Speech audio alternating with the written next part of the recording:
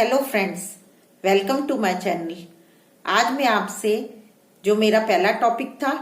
Is it easy to deal with teenagers के second part को लेकर आई हूँ और उम्मीद करती हूँ कि आपको फर्स्ट पार्ट मेरा पसंद आया होगा। और आज मैं फिर से उसी टॉपिक को आगे बढ़ाते हुए अपने टीनेज बच्चों के साथ हमें कैसा बिहेव करना चाहिए, इस पर कुछ पॉइंट्स को लेकर आई हूँ जो आपके लिए हेल्पफुल होंगे और आपके घर में एक खुशनुमा वातावरण बनेगा। फ्रेंड्स, मैंने दो तीन बातों को अपने फर्स्ट वीडियो में शेयर किया। मैं आगे ये भी आपको बताना चाहती हूँ कि हाँ, हमारे जो टीनेज बच्चे हैं उनके साथ डील करना बहुत ही आसान है अगर हम थोड़ी सी समझदारी और पेशेंस के साथ काम करें,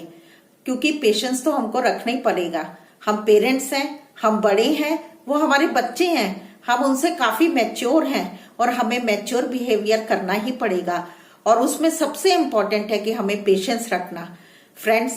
मैं आपको आगे ये बताना चाहती हूँ कि जब भी आपके बच्चे आपके साथ चिड़चिड़ापन करते हैं तो कोशिश ये करें कि आप अगर आपके घर में आपके इन लॉज आपके साथ में रहते हैं, बच्चों के दादा दादी, बच्चों के चाचा चाची या ताई और उनके बड़े पापा अगर साथ में रहते हैं तो आप उनके साथ समय बिताने के लिए उनको मोटिवेट करिए। को थोड़ी देर के लिए वो अपने दादा दादी के साथ बैठ के कुछ बातों पर डिस्कस करें, दादा दादी के साथ बैठ के टीवी देखें या फिर कोई भी गेम एंजॉय करें और या उनके बचपन की बातों को पूछें। ऐसा करके आप उन्हें अपने एल्डर्स के साथ समय बिताने के लिए मोटिवेट कर सकते हैं। उसके साथ साथ फ्रेंड्स, मैं आपको एक बात और कहना चाहती हूँ कि अगर बच्चे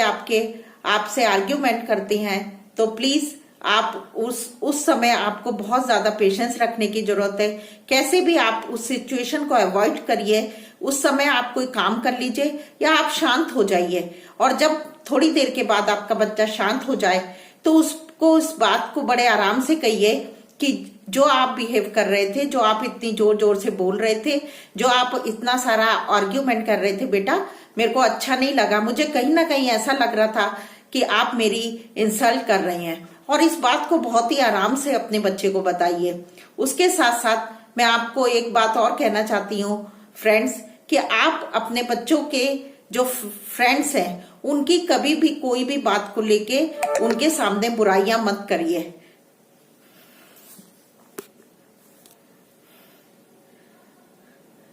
अपने बच्चों की बुराइयां बिल्कुल अपने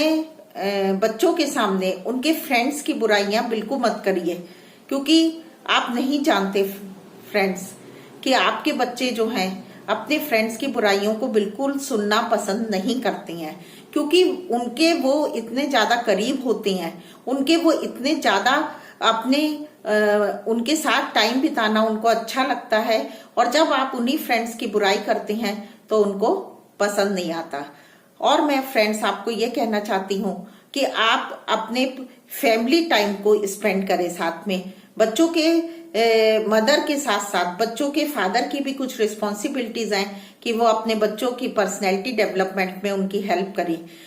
आप अपने फैमिली के साथ आउटिंग करिए और आउटिंग करते समय आप कुछ अच्छी बातों को लेके उनके साथ डिस्कस भी करिए। उसके साथ साथ जब आप घर पे टेलीविजन देखते हैं तो आप क्या प्रोग्राम्स को देख रहे हैं उस पर भी ध्यान दीजिए। आप कोशिश ये करिए कि जो भी आप फैमिली के साथ बैठ के प्रोग्राम्स देख रहे हैं वो बच्चों के लिए आगे किसी ना किसी रूप में सहायक हो, उनको कोई टीचिंग देने वाले हों, ताकि आप भी सीखें और आपके बच्चे भी सीखें। नेक्स्ट पॉइंट मैं आपको ये बताना चाहती हूँ फ्रेंड्स, कि जब आपके बच्चों के साथ आप बैठते हैं तो आपके हाथ में प्लीज मोबाइल फोन नहीं होने चाहिए। बहुत बार हमारी पूरी फैमिली एक साथ होने के बाद भी सब अपने अपने मोबाइल्स में बिजी हो जाती हैं। ऐसा होने से हम एक साथ बैठते हुए भी अलग अलग से होते हैं, एक साथ बैठते हुए भी हमारे पास में दूरियां ही रहती हैं। इसलिए अपने सेल फोन्स को थोड़ी देर के लिए आप अलग कर दीजिए और आप लोग एक साथ बैठ के एक फैमिली टाइम स्पेंड करिए। और कोशिश ये करिए, सबसे ज्यादा कोशिश इस बात की जाए, अगर फादर किसी बात को अपने बच्चों को समझा रहे हैं या डांट रहे हैं किसी बात को, तो मदर को कूल रहना चाहिए। अगर मदर किसी बात को समझा रही हैं या गुस्सा कर रही हैं थोड़ी देर के लिए, वो उनको अच्छा नहीं लग रहा और वो किसी बात को लेके बच्चों को डांट रही हैं, तो फादर को कूल हो जाना चाहिए और इस प्रकार एक दूसरे को मोटिवेट करते हुए, एक दूसरे का हेल्प करते हुए हमको आगे बढ़ना है। अगर थोड़ी देर के लिए अगर फादर किसी बात को गुस्सा कर रहे हैं तो मदर का ये काम है कि वो शांत हो जाए, वो उस आर्ग्यूमेंट में आप एक साथ दोनों मम्मी और पापा एक साथ मिलके अपने बच्चे पे शाउट ना करें। अगर फादर गुस्सा कर रहे हैं तो मदर शांत हो जाए, और अगर मदर किसी बात को लेके समझा रही है बच्चों को या डांट रही है तो उस समय फादर शांत रहे।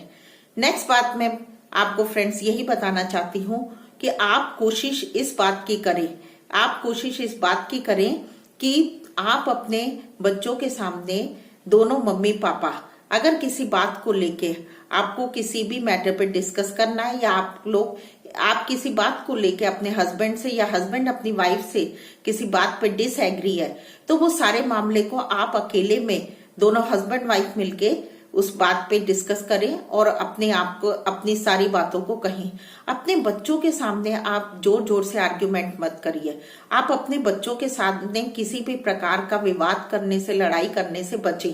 फ्रेंड्स, मैं आपको यही कहना चाहती हूँ कि बच्चों को बिल्कुल भी पसंद नहीं आता कि उनके पेरेंट्स उनके सामने लड़े, क्योंकि जब ऐसा एटमॉस्फेयर हम उन बच्चों को देते हैं, जब बच्चे देखते हैं कि हमारे पेरेंट्स आपस में इतने एक बैड कॉन्वर्सेशन के साथ बात कर रहे हैं, उनकी जो बातचीत का तरीका है वो अच्छा नहीं है, तो उनके ऊपर इन सब बातों का बहुत गहरा प्रभाव पड़ता है और इस माहौल से भी बच्चे बहुत चिड़चिड़े होते जाते हैं। तो आप एक दूसरे का, अगर कोई किसी बात को लेकर आप डिस्कस भी कर रहे हैं तो हस्बैंड और वाइफ एक दूसरे के रिस्पेक्ट को ध्यान में रखते हुए शब्दों का प्रयोग करें, और ऐसी कोई बात अपने हस्बैंड के लिए या अपनी वाइफ के लिए बिल्कुल मत कहिए कि जिससे उन बच्चों के सामने एक गलत इंप्रेशन पड़े। उसके साथ साथ मदर्स को ये ध्यान रखना चाहिए कि कभी भी बच्चों के फादर के बारे में कोई भी गलत बात अपने बच्चों से ना कहें, और फादर का भी ये कर्तव्य है कि वो उनके बच्चों की मदर को लेकर अगर उनके अंदर कोई बात है, कोई कमी है, या आप फादर को ऐसा लगता है तो, लेकिन वो अपने बच्चों के सामने अपनी वाइफ की बिल्कुल भी इंसल्ट ना करें या उन्हें नीचा दिखाने का प्रयास ना करें। ये सारी बातें फ्रेंड्स बच्चों की पर्सनैलिटी पे एक गहरा प्रभाव छोड़ती हैं। ये बच्चे जब आगे चल के खुद मैच्योर होते हैं, अपनी जॉब में जाते हैं, तो ये सब बातें उनके दिमाग में रहती हैं। इवन अपनी जॉब के बाद जब वो उनकी शादी होती है तो जिस प्रकार का एटमॉस्फेयर आपने दिया अपने बच्चों को, वैसे ही वो अपने पार्टनर के साथ भी बिहेव करती हैं। अगर आपके घर में बॉयज हैं तो आप उन्हें बात बात में इस बात को जरूर सिखाइए कि कैसे एक विमेन की रिस्पेक्ट करना चाहिए, कैसे हमको एक लेडीज की रिस्पेक्ट का हमेशा ध्यान रखना चाहिए। जब आप अपने घर से ही अपने बच्चों को, अपने बॉयज को, अपने बेटों को आप अपने घर से स्ट्रांग बनाएंगे इस बात के लिए, उनको मेंटली प्रिपेयर करेंगे कि विमेन की हमें रिस्पेक्ट करना चाहिए, ये बातें आप सिखाएंगे, तो वो आगे चल के सोसाइटी में भी और अपनी लाइफ में भी आगे उनको इस बात का एहसास रहेगा, और वो आगे भी इस बात को ध्यान में रखते हुए अपने कलीग्स के साथ और अपने पार्टनर के साथ वैसे ही बिहेव करेंगे। फ्रेंड्स, ये एक छोटा सा वीडियो मैंने फिर से इसलिए बनाया कि कुछ पॉइंट्स को मैं आपके सामने लाऊं और हम फिर से इन सारी बातों को अपना के एक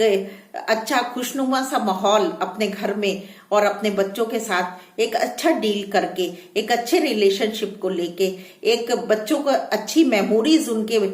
बचपन की और उनके यूथ एज की देकर, और हम आगे उनको जिंदगी में बढ़ाने में सहायक हो। Thank you very much.